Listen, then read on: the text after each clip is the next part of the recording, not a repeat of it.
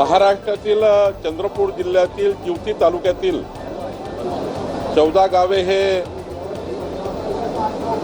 तेलंगणा आणि महाराष्ट्र बाउंड्रीवर आहे आणि ही 14ही गावं महाराष्ट्राच्या जमाबंदी आयुक्ताच्या रेकॉर्डप्रमाणे ही सर्व गावं महाराष्ट्राची आहेत।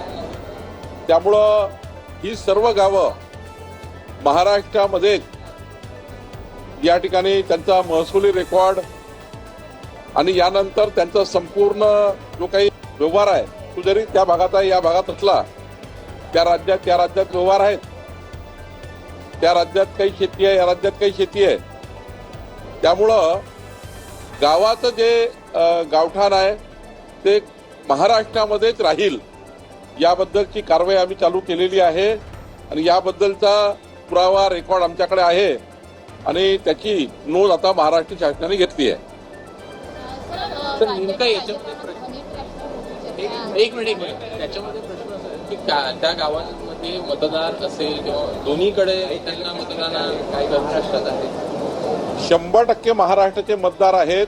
14ही गावातले नागरिक आणि महाराष्ट्रातच मतदान करतील। ग्रामपंचायती, जिल्हा परिषद, पंचायत समित्या, स्थानिक स्वराज्य संस्था निवडणुकीमध्ये सुद्धा त्या ग्रामपंचायतचा त्या ठिकाणी ज्या आहेत त्या महाराष्ट्राचाच भाग राहणार आहे। त्यामुळे यामध्ये काही कन्फ्युजन नाही।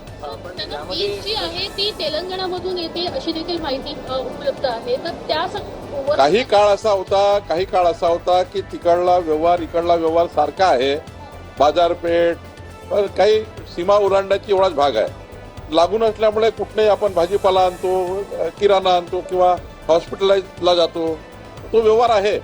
पण जर स्टेटस काय, घरं कुठले आहेत, गावठाण कुठलेलं आहे, ग्रामपंचायती कुठल्या आहे, महसुली रेकॉर्ड कुठे आहे तर महाराष्ट्रामध्ये आहे।